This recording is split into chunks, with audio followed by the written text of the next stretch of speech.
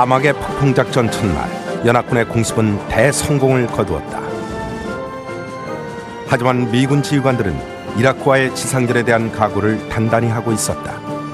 When we looked at what we were facing, we were significantly outnumbered. 1990년 9월부터 걸프전 계획을 세우기 시작한 노먼 슈워츠코프 대장은 쿠웨이트를 점령한 이라크군이 약 54만 5천 명 수준이라고 판단했다. 페르시아만 지역으로 투입하게 될 연합군의 병력은 20만 명, 사우디아라비아를 방어할 수 있는 정도에 불과했다. We had a difficult time with ground operations in that we had limited number of ground forces. As a result, our initial attacks were directly into the face of the enemy in Kuwait. Well, that really didn't make much sense. 베트남전 당시 초급 장교로서 참전했던 슈워츠코프 대장과 휘하 막료들은 베트남전과는 다른 방식을 원했다. 충분한 병력과 화력으로 아군 사상자를 최소화하고 신속하게 승리를 쟁취하는 것이다. The war in Vietnam was a presence, I guess I would say, at many of the discussions and the debates. They wanted to make certain that this time around that we didn't have the same kind of mistakes, frankly, that were made in Southeast Asia. 슈워츠코프 대장은 당시 부시 행정부에게 성공적인 지상 공격을 위한 추가 병력을 요청했다. 그에 따라 항공모함 세척과 예비군 병력, 그리고 당시 서독에 주둔하고 있던 제7 중기갑 군단을 배속받았다. We had the complete support of the President of the United States and Secretary of Defense. Mr. Bush and Mr. Cheney made sure that we had whatever forces we needed. So when it came time to request the 7th Corps, there was never a doubt it was done. 제7군단이 독일에서 오고 있는 동안 슈워츠코프 대장과 작전 참모들은 사담 후세인이 전혀 예상하지 못한 방향으로 선제 공격을 가한 전략을 구상하기 시작했다. He planned to launch the Marines on the first day of the war and play into the Iraqi assumption that the Marines were the main attack, to draw down the Republican Guard. And the second day of the war, he would launch this massive armored force, army armored force, through the western desert to come in behind the Iraqis and cut them off. 권투에서 레프트 훅을 치는 것 같은 작전이었다. 두 개의 기갑군단이 사막을 가로질러 진격한다. 해병대의 역할이 이 작전의 성패를 가르는 중요한 요소였다. We were in support of the army attack in that we were going certainly to hold those Iraqi forces in Kuwait in place. Well, I knew we were going to do a lot more and hold them in place. They were either going to surrender or be killed, and we were going to liberate Kuwait. 레프트 훅 전술을 위해 슈워츠코프 대장은 두 개 군단과 두 개 해병사단, 그리고 수개의 연합군 여단을 사막으로 진격시켰다. 은밀한 움직임이었다. 다행히도 슈워츠코프 대장의 기대대로 사담 후세인은 미군이 도로를 벗어나 인적 없는 사막으로 진격하리라고는 꿈에도 생각하지 못했다.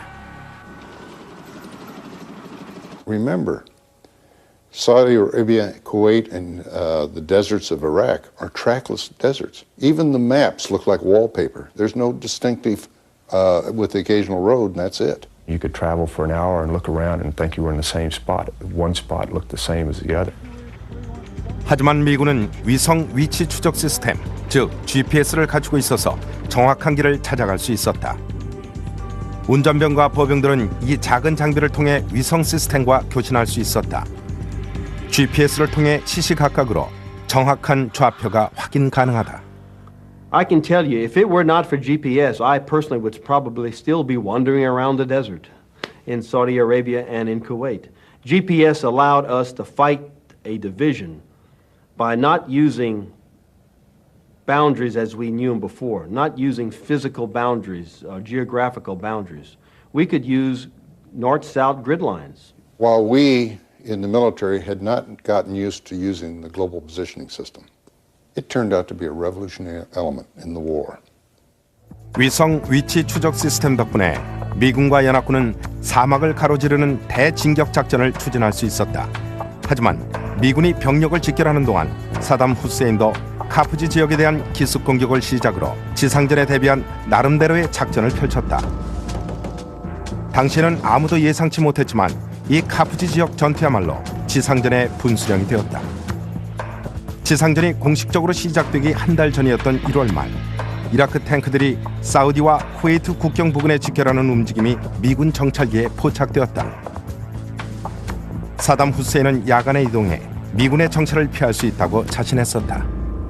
Saddam Hussein knew when the American satellites were going over the battle theater. And the Iraqis timed their movements in between the passes of the satellites. When the satellites were overhead, they would stop dead, so they wouldn't be spotted moving. And as soon as the satellite passed over, then they would move again. 하지만 그의 꾀는 조인트 스타즈라는 새로운 정찰기에 의해 무너지고 말았다. This is a unique aircraft. There was only two of them. They were prototypes. They weren't even production models. And what they do, they have a radar that can look deep into enemy territory, and they see movement. And an enemy that's going to attack you has to form up in large convoys of hundreds of tanks and trucks and armored personnel carriers. These came at us, but the Joint Stars saw them. They can't hide from Joint Stars. 조인트 스타즈는 보잉 707 여객기를 개조해 고성능 레이더와 센서를 장착한 정찰기다.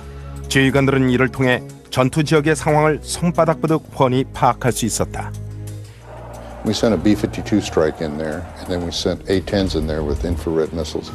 And it was like we'd stirred up a hornet's nest or an ant's nest. These vehicles were scattering all over the place. We knew that many vehicles that close to the border spelled trouble. 대대적인 공습에도 불구하고 이라크군 탱크 일부는 이미 그들의 목적지로 빠져나갔다. It was a pitch dark night.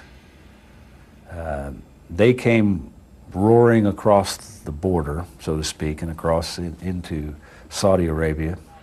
사담 후세인은 1월 29일 저녁에 공격을 개시했다. How far are they away from Kafji, huh? Getting real close. I mean, hell, if we can come up on a COF, man, I can shoot these bastards. There you go, right there. He launched a major corps-size attack with two mechanized infantry divisions and an armored division to attack into Saudi Arabia, to preempt any American attack, to get the Americans moving to counterattack, and of course they'd be counterattacking on his terms, not their own terms. 이라크군은 쿠웨이트의 해안 지역 카프즈와 하즈를 비롯한 서쪽 국경선으로 밀고 내려왔다. 여기서 미 해병대와 부딪혔다.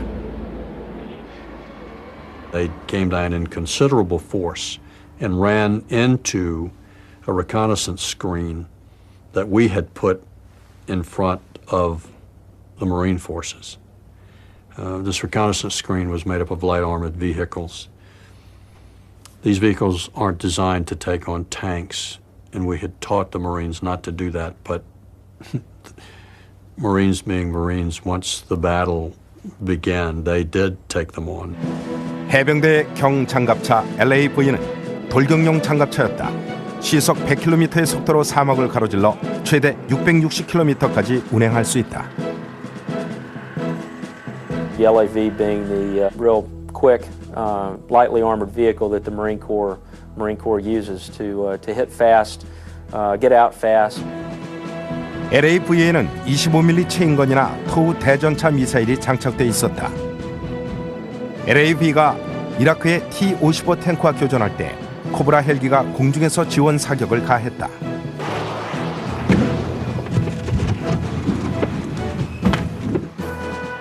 코브라 헬기는 베트남전 당시 육군의 주력 공격 헬기로 만들어졌다. 2인승 쌍발 엔진, 근접 지원 공격 헬기로서 시속 330km로 전방을 누빌 수 있었다. 해병대는 이 코브라 헬기에 토우와 헬파이어 등 공대지 미사일을 장착하도록 개조하여 대전차 공격용으로 활용했다. The Cobra helicopter is designed to do one thing and one thing only, and that's destroy enemy targets. 코브라 헬기 조종사였던 랜디 하몬드 대위는 하즐 지역에 해병대 전방 초소로 돌진하는 4대의 이라크 탱크를 발견했다. And I put a tow missile into the tank, but we destroyed that tank, and then the rest of the flight came in and we engaged the other 3 tanks. 미 해병대는 하즐에서 이라크군을 꽁꽁 묶어놨다. 하지만 동쪽으로 80km 떨어진 사우디의 카프지는 이라크군 수중에 떨어졌다.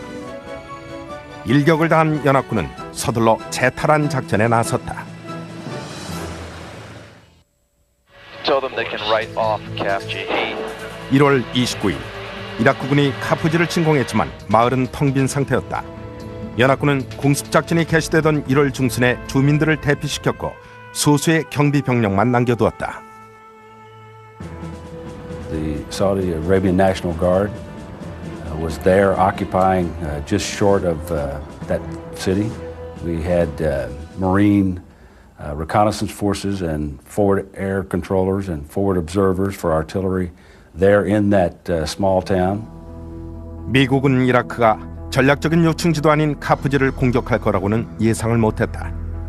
It sort of caught us a little bit by surprise. We weren't defending the town. When the Iraqis entered the city of Khafji, that was a problem, particularly the Saudi government, because Saudi territory had been invaded. And the king had told Khalid bin Sultan, not 1 inch of Saudi soil. Of course, once they came down and occupied Saudi soil, it became very important. And the Saudis weren't going to stand for that. 이라크군이 카프지를 침공했을 때 해병 수색대원 총 12명이 남아 있었다. 이들은 시내 주요 지점에 은신했다. They had split up. They were in 2 different locations. They immediately moved to the rooftops of 2 of the buildings there. And they were in an ideal position because at that particular point, they could observe the Iraqis. They knew what their disposition were. They knew what the types of forces were. 하지만 이들이 언제 발각될지 모르는 상황이었다. 해병 지휘관은 사우디군 지휘관에게 지원을 요청했다. And I explained to him the situation. I said, everyone else has left the town. Everyone. All the other forces have departed. But I have 2 Marine recon teams in there. Their safety and their security can probably be guaranteed for maybe 24, 30, but not much longer than that. He said probably what I consider the 2 most important words of the entire war, because he said, we attack. 카프지는 사우디인들이 지키던 지역인데다 미 해병대는 근처에 기갑부대가 없는 상황이기 때문에 사우디군이 앞장서기로 했다. 하지만 문제가 있었다. The Saudis had never actually fought a major engagement against another force. The Qataris, to the best of my knowledge, had never even deployed from their homeland to participate in a major exercise, much less combat. But they had the tanks, they had the armored personnel carrier that we needed, and we would provide the anti-armor systems. More importantly, we would provide the artillery and the air support. 2 차례 소규모 공격을 한 사우디군은 1월 31일 아침에 카프지 탈환 작전을 개시했다. 6시간의 전투 끝에 이라크군을 사우디 영토에서 몰아냈다. 미군의 공습으로 카프지에 도착하기 전에 이미 많은 탱크를 잃었던 이라크군은 결국 점령 36시간 만에 퇴각하고 말았다. That attack was never successful because it was destroyed in Kuwait. It was destroyed by air power. As a result, the few tanks that did get into Khafji were repulsed by a Saudi brigade and a Qatari tank company and 2 companies of Saudi National Guard forces. 하지만 미군도 카프지 전투에서 지상전 최초의 전사자들을 내는 피해를 입었다. 해병대원 11명이 아군의 5인 사격으로 전사했다. 전투의 와중에 경기갑차 한 대가 다른 경기갑차를 향해 토우 미사일을 잘못 발사했다. A-10에서 발사한 매브릭 미사일이 오작동을 일으켜 미군 장갑차에 맞기도 했다. 2주 뒤 한 아파치 헬기 조종사가 목표물의 좌표를 잘못 읽었다. 그는 적진에 있는 적군 차량 2대를 발견했다고 믿었다. I hope it's enemy. That's all right. Just stay on. Here it comes. That's 1. I guess you could say that hit it. All right. Let's pick up the second one. Let's go. This bud's for you. Uh-oh. 그런데 그 차량들은 미군의 브래들리 전차였다. Reporting that maybe friendly vehicles may have been hit over. Roger. I was afraid of that. I was really afraid of that. Ceasefire. Ceasefire. Ceasefire. None of us have killed anybody before. And when they were Iraqis, that was okay. But 5 seconds after the second vehicle blew up and the call came in, friendly vehicles are hit, it was horror. 2명의 미군 병사, 제프리 미들턴 상병과 로버트 텔리 일병이 전사했다. 걸프전 동안에 발생한 미군 전사자의 25%에 해당하는 35명이 아군 오인 사격으로 전사했다. 부상자의 15%도 아군 오인 사격 때문이었다. 아군 오인 사격이 새로 생긴 문제는 아니었다. 하지만 적군에 의한 사상자 수가 극히 적었던 걸프전 상황으로 볼 때 심각한 문제가 아닐 수 없었다.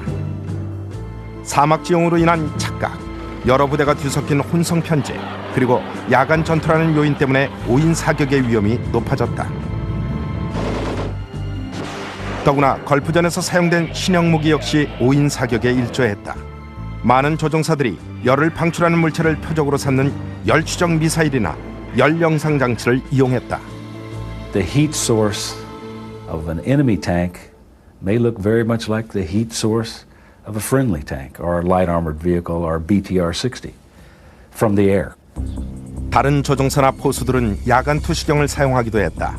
하지만 그 녹색 화면 속에서 적과 아군을 구분하기가 쉽지 않았다.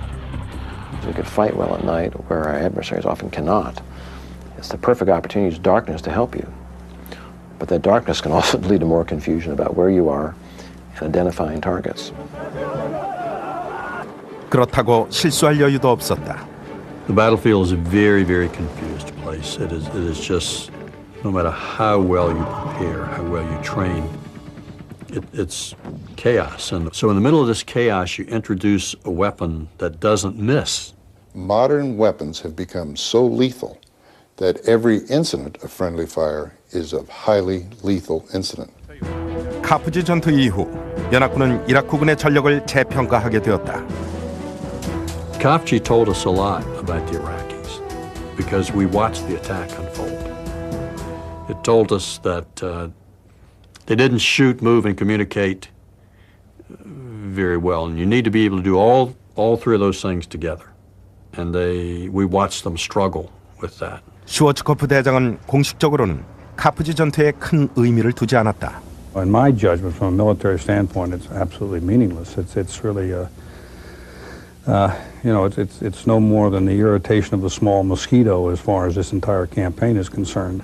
하지만 실제로는 중요한 의미가 있었다. The significance of Khafji for Saddam was in the planning.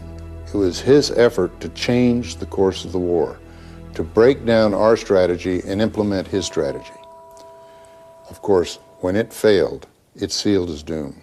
It showed that they could not defeat us on the ground, that we would not waver from our strategy of destroying his army from the air before we began ground operations. And it showed that he needed to figure out another strategy, which he never did. 이라크군의 약점을 파악한 미 해병대는 쿠웨이트 수복을 위한 작전 준비에 들어갔다.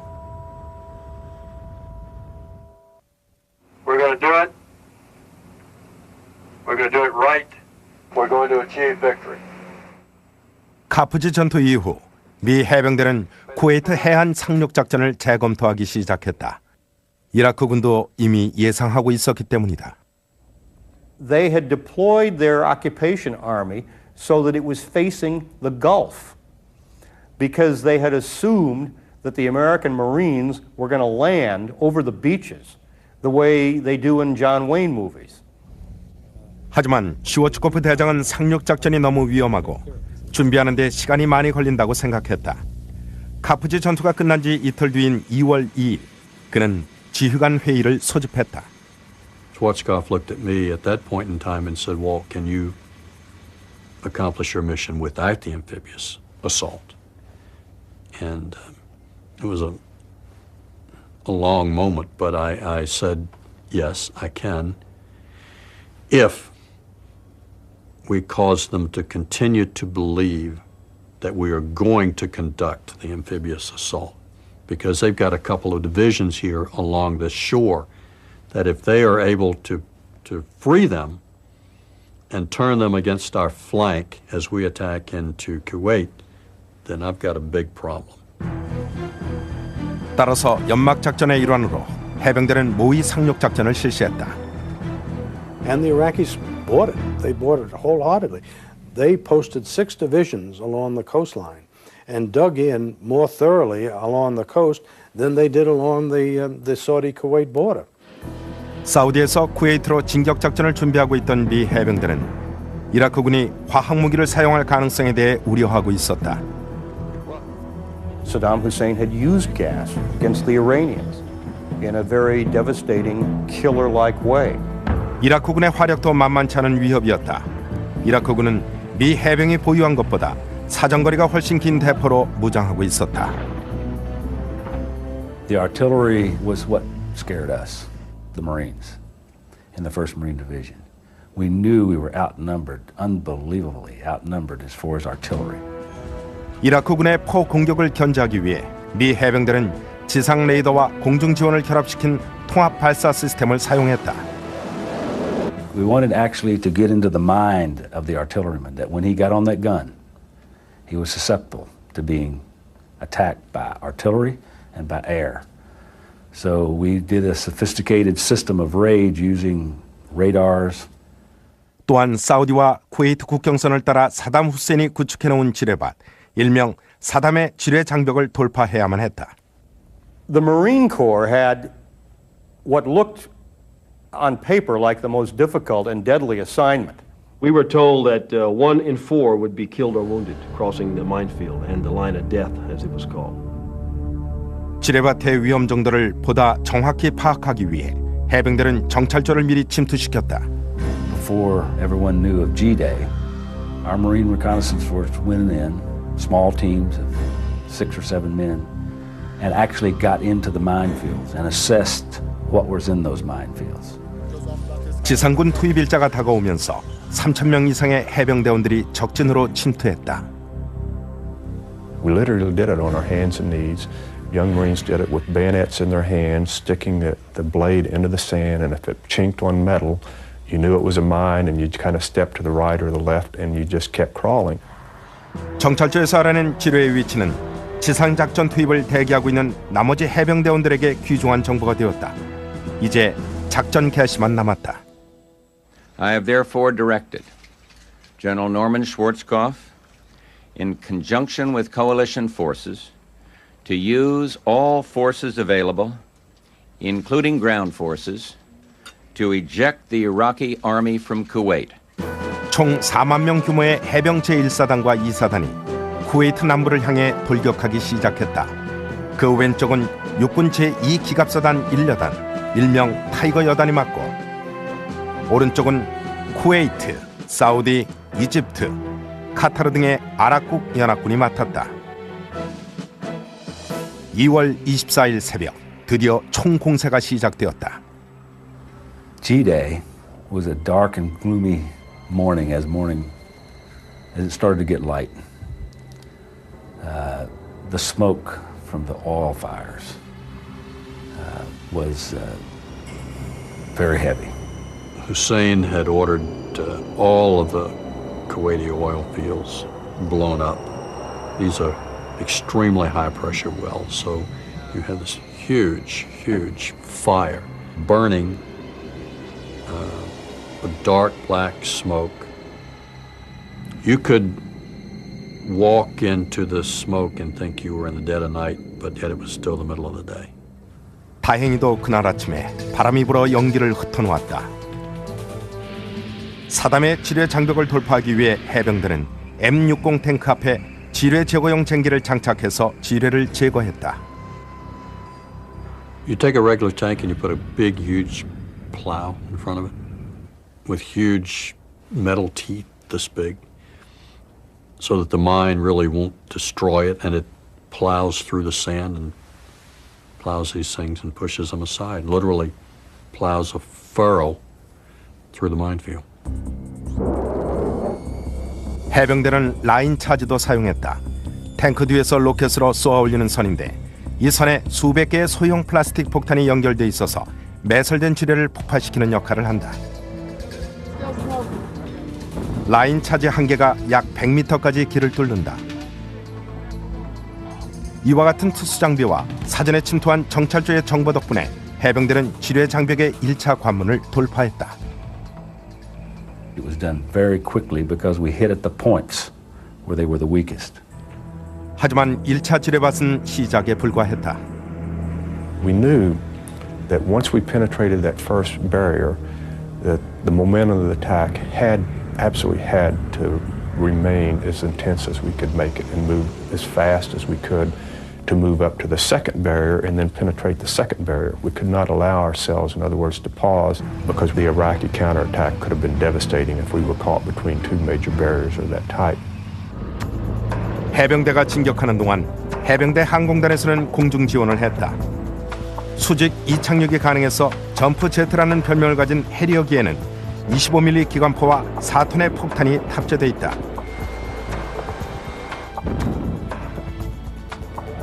또한 단좌식 항공모함 탑재기인 FA-18 호네트 점퍼기도 출동했다. 호네트는 해병대의 주력 공격기였다. 이들 항공기들이 해병대 지상군을 엄호했다. We used counterfire in a very unique way on that battlefield. Not only did we do counterfire with artillery against artillery, we used counterfire with our F-18s and our Harriers. We had a forward air controller with the artillery radars, which could give 10-digit grid points of where the enemy artillery was shooting from. That forward air controller would pass that information to the F-18s, who would immediately put it into their guidance system and attack the Iraqi artillery. 이와 같은 화력 지원에 힘입어 해병들은 지상 첫날에 지뢰밭을 돌파했다. 하지만 다른 난관들이 남아 있었다.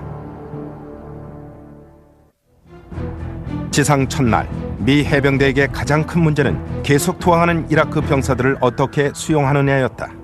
We'd made some preparation. We'd actually stockpiled food. We had indicated places for POW compounds, sort of the normal kind of thing that you would do. But we didn't expect them to surrender in such huge numbers. 첫날에만 수천 명이 투항하면서 물자 보급이 부족해졌다. Enemy prisoners of war have a tendency to really hold you down, to cause you to collect them, to process them, to get them back to safety, to get them out of the battle, and so on. And it takes a lot of time to do that. 하지만 끝까지 저항하는 소규모의 이라크 병력들이 더 위험했다. My estimate has been that probably 75% of them surrendered, 25% decided to fight. 이들을 분간하는 일이 쉽지 않았다. If you put yourself in the shoes of the young Marine who has been taught that these that are surrendering, he's not supposed to kill them. But at the same time, he's got over here people shooting at him that he's got to deal with. And it was very difficult to ascertain which was surrendering and which wasn't. Oftentimes, as they were apparently engaged in discussions on what they should do, and they would hear us, they would all start running to the trench lines, and then we'd begin to receive fire as a result of it. 포로 문제로 시간을 끌면서도 해병들은 첫날에 무려 50km를 진격했다. 그날 저녁에는 알 북한 유전지대에서 수경했다. When the Marines and the Eastern Area Corps moved through those minefields, through those barbed wire, through those fire trenches, past those abandoned artillery sites, then that was a huge relief, because then we knew the rest of the attacks, which would be delayed a little bit, would go much smoother. 이틀째 되자 해병대의 진격은 더 어렵고 위험해졌다. 불타는 유전에서 나오는 연기가 시야를 가렸다. 안개와 연기 속에서 이라크군의 반격을 경계해야만 했다. We had from what I will call a A1 source intelligence that 2 brigades of the 5th Mechanized Corps was preparing to attack from our flank. And they said that the Iraqi prisoner says they're going to come out of the fires. We didn't believe anyone could live in the middle of those fires. 600 raging oil well fires. 해병대는 기습을 노리는 이라크군이 숨어 있다고 추정되는 곳을 향해 M198 곡사포와 M110 자주포로 집중 공격했다. As we did that, it was like rabbits coming out of the briar patch. You could kind of see the sand coming to life as you saw all these tanks and armored vehicles, in essence, from horizon to horizon, coming towards the elements of Task Force Papa Bear. 해병대의 M60 전차가 전방에 나서 이라크의 T-55와 T-72 탱크를 상대했다. M60은 30년 전에 개발된 탱크인데 57톤 무게에 4명이 탑승하는 전차였다. 그래도 새로 장갑을 한 M60은 적의 포탄에 끄떡없이 버텼다. 하지만 전방 항공 통제관 초소에는 경장갑차밖에 없었다. 경장갑차는 탱크와 정면 대결을 하기에는 역부족이었다. 부족한 화력은 대개 공중 지원에 의존하곤 했다. 하지만 유전 화재 연기 때문에 대부분의 전투기가 비행할 수 없는 상황이었다. The F-18s could not penetrate the smoke, could not get low enough to be able to acquire these targets. So it was not a very friendly environment for fixed-wing aircraft, jet aircraft to be operating in. 대신에 코브라 헬기 편대가 투입되었다.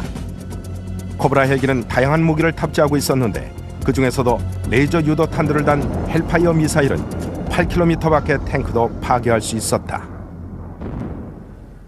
The Cobras with the Hellfire missiles were probably the most effective killer of the Iraqi armored forces. 하지만 코브라 헬기도 지원이 필요했다.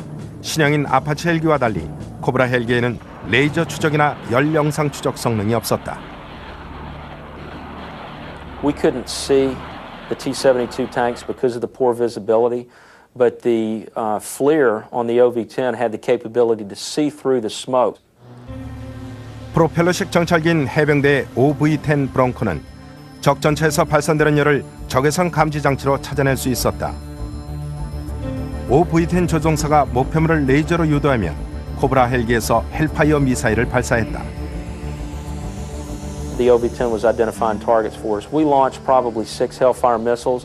I didn't find out until literally years later that each one of those missiles actually found a target. 코브라 헬기 편대는 제1사단 지휘본부 근처에 있는 경장갑차를 지원하기 위해 계속 공격했다.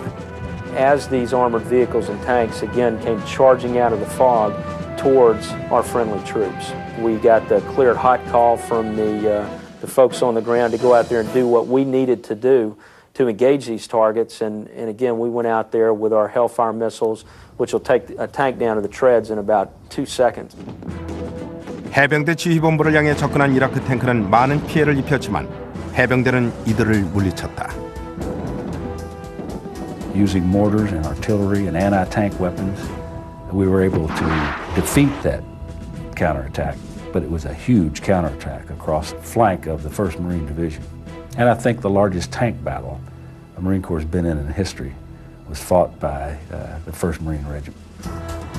지상전 이틀째가 끝날 무렵 해병대는 쿠웨이트 수복을 바로 눈앞에 두고 있었다.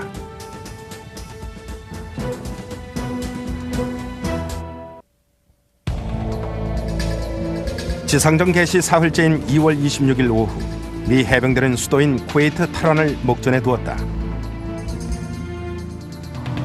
The 1st Marine Division had taken Kuwait International Airport. 2nd Marine Division was just really poised sort of below Kuwait City to the west.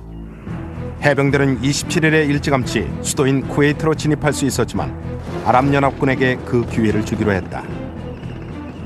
The Americans had been very careful to make sure that Arab forces technically went in and captured the city so that it would not look like the Western Allies were overrunning the city, that in fact Arabs were being freed by Arabs. It was a very careful political decision.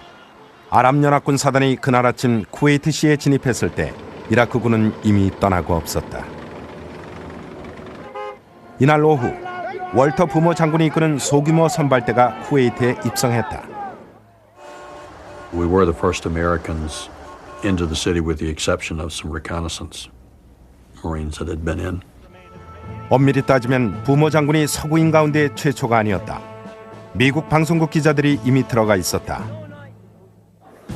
기자들은 군 당국의 엄격한 보도 통제에 불만을 느끼고 있었다. 군 당국의 취재 허가를 받기 전에는 어떤 기자나 카메라맨도 전투부대에 가까이 갈 수 없었다. 기자들은 중군 기자단에 소속되어 부대와 함께 나갈 수 있기만을 기다려야 했다. The pull system really came from the overwhelming numbers of reporters who wanted to cover the war. For the Normandy invasion, World War II, there were 27. On any given day in Vietnam, there were about 40 reporters out in the field, and a max in Vietnam at any one time, about 300 reporters. We had 1,095 reporters. 기자들이 너무 많다는 것뿐만 아니라 종군 경험이 부족하다는 것도 문제였다. One of the major problems I encountered in working with the media is that when a war occurs, everybody shows up. And so you have the reporter who writes obituaries for the Cleveland Daily Press. I don't think news organizations would send a reporter to the Super Bowl who didn't understand football. But they sent many reporters who had no idea about the military. 기자들도 종군 기자단 제도에 불만을 느꼈다. Everybody was chafing under these pool regulations that no reporter can go anywhere unless he's accompanied by a military officer, and you have to go to the unit that you've been assigned to. 게다가 군 당국은 기자들이 소속 신문사나 방송사로 기사를 보내기 위한 취재 활동을 지원하는데 소극적이었다. Here you had the high-tech war. High-tech bombs, missiles. I mean, we saw the videotaped evidence of it every day in those briefings by General Schwarzkopf and others. Yet they drove the videotape back from the front 200 miles to Tehran. They didn't fly it. They didn't send it by satellite. They drove it. 그러자 일부 방송사에서는 군 당국의 협조 없이 자체적으로 지상전을 취재할 준비를 하기 시작했다. We sent David Green and Bob McEwen out just hoping that we would get some decent pictures of actual combat occurring. We didn't realize that they would lead the assault into Kuwait. 2월 26일 오후 쿠웨이트로 들어간 CBS 기자들은 다란에 있는 취재본부로 상황을 보고했다. I remember being in the newsroom and hearing a two-way radio go off. And it was David Green saying, "I'm in Kuwait City." And I thought it was some kind of a mistake. We have Bob McEwen live up from, we believe, inside Kuwait City. Bob, are you there? Dan, I'm here, and I think from this day forward, history will record that Independence Day here in Kuwait, certainly here in Kuwait City, will be February the 26th, 1991. And a crowd of people that just came around us and wanted to tell us their stories. And we went on the air surrounded by these people, reporting to Dan Rather that, in fact, the Iraqis were leaving and that Kuwait was a free city again. 군 당국은 한 방송사가 종군 기자단 체제를 흔들어 놓은 데 대해 불만이었지만 장점도 있었다. At one point, when we were on the air in Kuwait City, we went down for several minutes, and I am told that there were calls from the State Department and from the Pentagon to CBS saying, "Could you put those guys back up again, please?" Because they were learning what was happening from us. 쿠웨이트 시가 주민들 손에 넘어간 것은 해병대가 임무를 완수했다는 뜻이 되었다. 수개월 동안 준비했던 쿠웨이트 수복 작전은 4일도 안 돼서 완수되었다. 해병대의 빠른 작전 완수는 사령부에서도 놀랄 정도였다. We did move faster, I think, than General Schwarzkopf thought that we were going to be able to. I wasn't sure how fast we were going to be able to move, but I knew it was going to be pretty quick. I mean, it's a small country. 해병대의 신속한 진격은 사전에 이라크군에 대한 철저한 준비와 작전 계획을 세웠던 덕분이었다. I felt that our plans and our preparation was good enough so that we would move very quickly. We would retake Kuwait very quickly with casualties perhaps in the hundreds, but we were able to do it in 3 days with hardly any casualties. 신속한 진격이 가능했던 또 하나의 이유는 사전 첩보와는 달리 이라크 병력이 그렇게 많지 않았던 점도 있다. They had not 540,000 troops, but more on the order of 200,000 troops, because many of them had gone AWOL in the period leading up to the ground war. 쿠웨이트에 남아있던 적군도 작전에 손발이 안 맞으면서 예상외로 효율적인 반격을 하지 못했다. They did use artillery, but they used artillery early and sporadically. But then they would attack with their armored vehicles without using the artillery. Their air defenses had already been taken down, so they were vulnerable with their armor moving across the desert floor to our Cobras. And without the artillery, then our ground systems, the light armored vehicle, the TOWs, and our tanks were very effective. 해병대의 임무 완수는 무엇보다도 5주간에 걸친 공중 폭격이 주요했던 덕분이다. The air war took its toll on the Iraqi soldier. I mean, it was devastating. And that air campaign made our job a lot easier. They were a broken, beaten army by the time the first ground troops moved against them. And that was largely because of the tremendous air power America put into the skies. 2월 27일 쿠웨이트에 입성한 미 해병대에겐 사실상 걸프전이 막을 내린 셈이었다. 승리의 환호가 넘쳐났다. We were all very battle weary and very tired, but it just lifted our spirits because the Kuwaiti people were in such jubilation, such celebration. I can remember Kuwaiti families coming up when they could get to us and holding up their babies for us to touch their baby. I can remember them saying, "Thank God, George Bush, thank God, Marines." As you began to listen what they were saying, I mean, literally thousands of people now as we drove along, it was, God bless you, America. Thank you. We love you. So for us, that was a pretty emotional time. 사우디 사막에서 6개월 동안 고된 훈련을 하며 고생해왔던 미 해병대는 노고의 결실을 맺었다. 쿠웨이트가 다시 해방되고 임무가 완수되었다. 하지만 전쟁이 끝난 건 아니었다.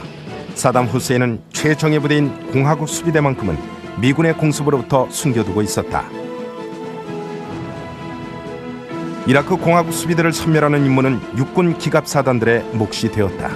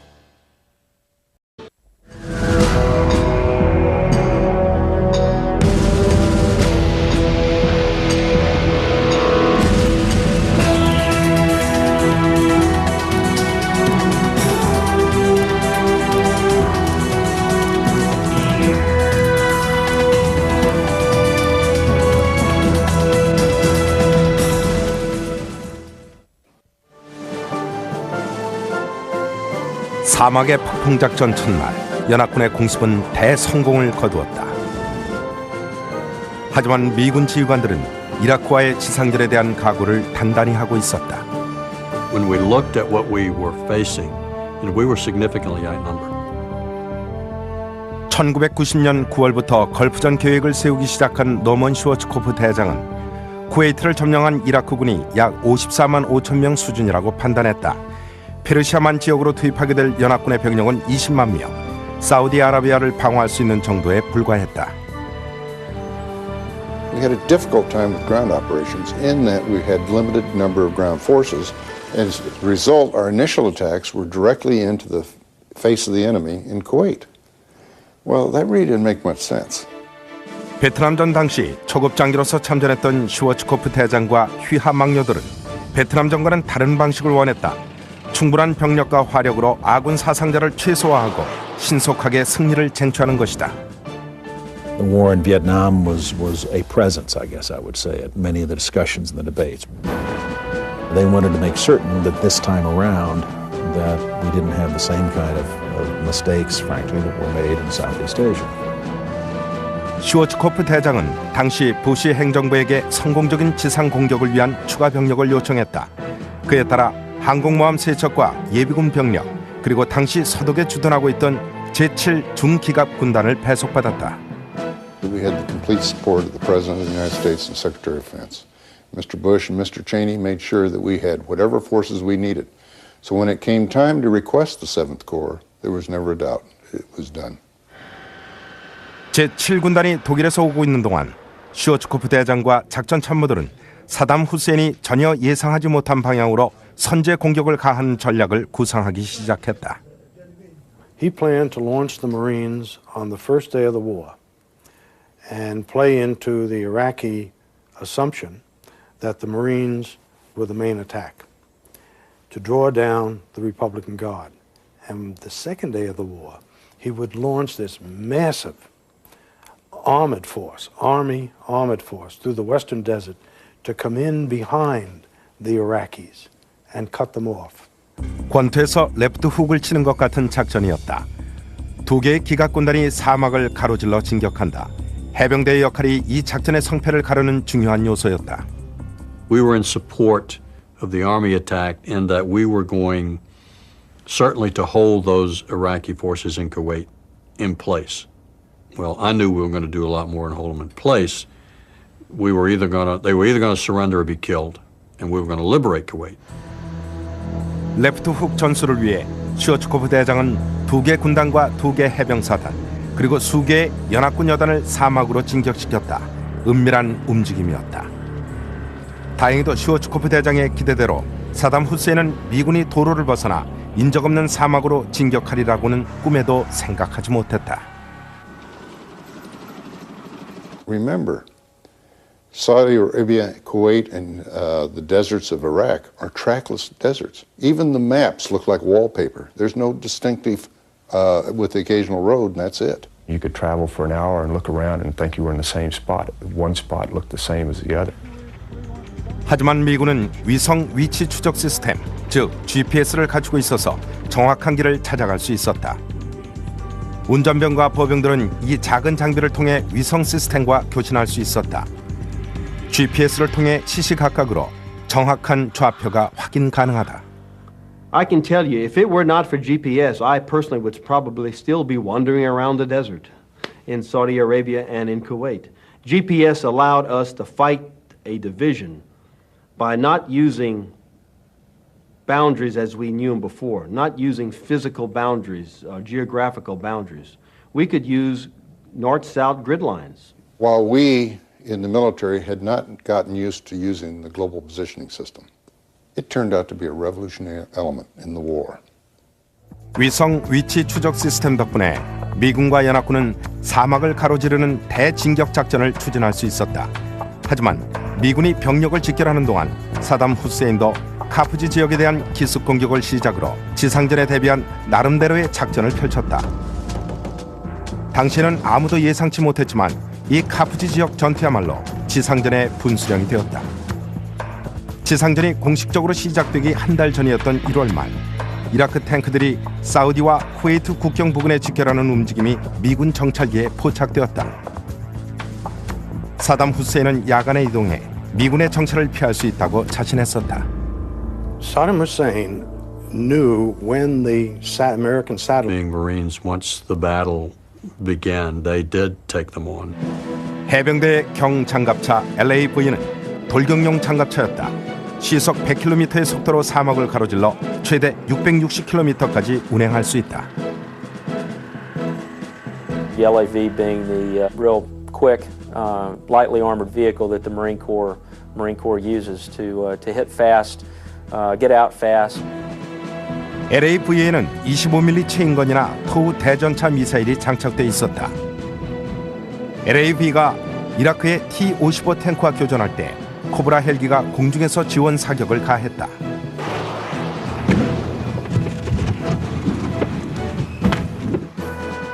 코브라 헬기는 베트남전 당시 육군의 주력 공격 헬기로 만들어졌다. 2인승 쌍발 엔진, 근접 지원 공격 헬기로서 시속 330km로 전방을 누빌 수 있었다. 해병대는 이 코브라 헬기에 토우와 헬파이어 등 공대지 미사일을 장착하도록 개조하여 대전차 공격용으로 활용했다. The Cobra helicopter is designed to do one thing and one thing only, and that's destroy enemy targets. 코브라 헬기 조종사였던 랜디 하몬드 대위는 하즐 지역에 해병대 전방 초소로 돌진하는 4대의 이라크 탱크를 발견했다. And I put a tow missile into the tank, but we destroyed that tank, and then the rest of the flight came in and we engaged the other 3 tanks. 미 해병대는 하즐에서 이라크군을 꽁꽁 묶어놨다. 하지만 동쪽으로 80km 떨어진 사우디의 카프지는 이라크군 수중에 떨어졌다. 일격을 당한 연합군은 서둘러 재탈환 작전에 나섰다. Tell them they can write off KAFG. 1월 29일 이라크군이 카프지를 침공했지만 마을은 텅 빈 상태였다. 연합군은 공습작전이 개시되던 1월 중순에 주민들을 대피시켰고 소수의 경비 병력만 남겨두었다. The Saudi Arabian National Guard was there occupying just short of that city. We had Marine reconnaissance forces and forward air controllers and forward observers for artillery there in that small town. 미국은 이라크가 전략적인 요충지도 아닌 카프지를 공격할 거라고는 예상을 못했다. It sort of caught us a little bit by surprise. We weren't defending the town. When the Iraqis entered the city of Khafji, that was a problem, particularly the Saudi government, because Saudi territory had been invaded. And the king had told Khalid bin Sultan, not 1 inch of Saudi soil. Of course, once they came down and occupied Saudi soil, it became very important. And the Saudis weren't going to stand for that. 이라크군이 카프지를 침공했을 때 해병 수색대원 총 12명이 남아 있었다. 이들은 시내 주요 지점에 은신했다. They had split up. They were in 2 different locations. They immediately moved to the rooftops of 2 of the buildings there. And they were in an ideal position because at that particular point, they could observe the Iraqis. They knew what their disposition were. They knew what the types of forces were. 하지만 이들이 언제 발각될지 모르는 상황이었다. 해병 지휘관은 사우디군 지휘관에게 지원을 요청했다. And I explained to him the situation. I said, everyone else has left the town. Everyone. All the other forces have departed.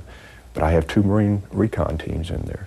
Their safety and their security can probably be guaranteed for maybe 24, 30, but not much longer than that. He said probably what I consider the 2 most important words of the entire war, because he said, we attack. 카프지는 사우디인들이 지키던 지역인데다 미 해병대는 근처에 기갑부대가 없는 상황이기 때문에 사우디군이 앞장서기로 했다. 하지만 문제가 있었다.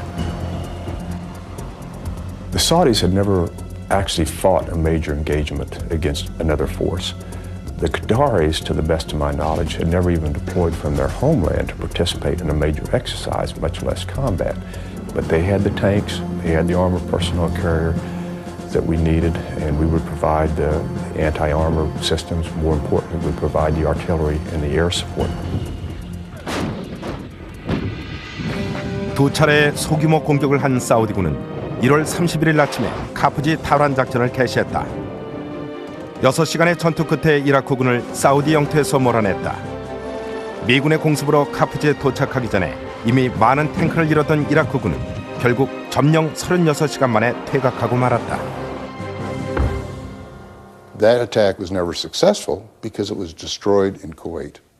It was destroyed by air power. As a result, the few tanks that did get into Khafji were repulsed by a Saudi brigade and a Qatari tank company and 2 companies of Saudi National Guard forces.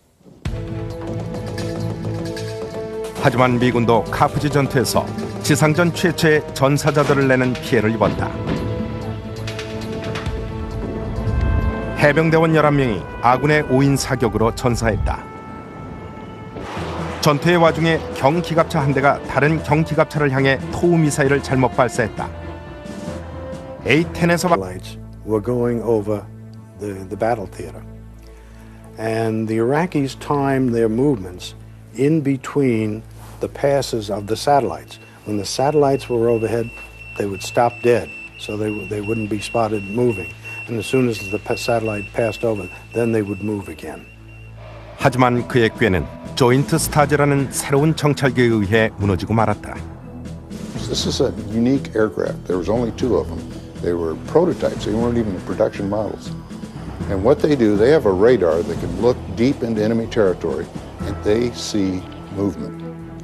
And an enemy that's going to attack you has to form up in large convoys of hundreds of tanks and trucks and armored personnel carriers.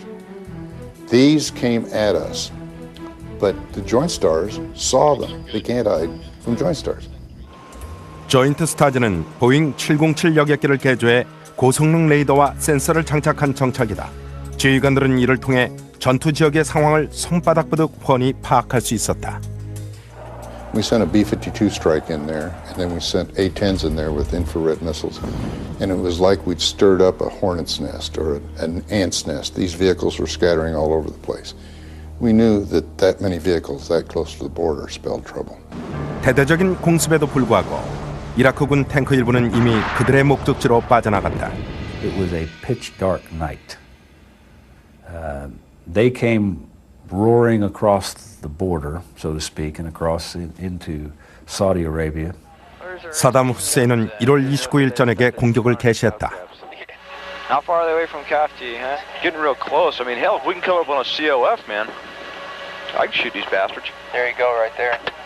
He launched a major corps-size attack with two mechanized infantry divisions and an armored division to attack into Saudi Arabia, to preempt any American attack, to get the Americans moving to counterattack, and of course they'd be counterattacking on his terms, not their own terms. 이라크군은 쿠웨이트의 해안 지역 카프지와 하즈를 비롯한 서쪽 국경선으로 밀고 내려왔다. 여기서 미 해병대와 부딪혔다. They came down in considerable force and ran into a reconnaissance screen that we had put in front of the Marine forces. This reconnaissance screen was made up of light armored vehicles. These vehicles aren't designed to take on tanks, and we had taught the Marines not to do that, but Marines